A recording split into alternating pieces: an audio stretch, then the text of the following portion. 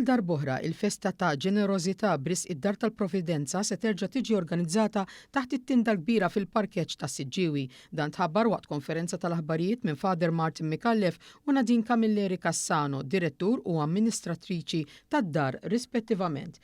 Il-festa ta' ġenerożità fl-ewwel ta' Jannar hija appuntament annwali fejn id-dar tista' ddur lejn il-poplu Malti u Awċi biex jgħinha finanzjarjament għax l-ispejjeż huma kbar. Fil-fatt din id-dar tal-Knisja għandha bżonn madwar 7 miljun euro kull sena biex topera. Bħalma sar fi snin preċedenti il-maratona ta' ġbir ta' fondi se tkun trasmessa fuq l-istazzjonijiet ewlenin tat-televiżjoni inkluż One bejn l-10 ta' filgħodu u nofs il-lejl.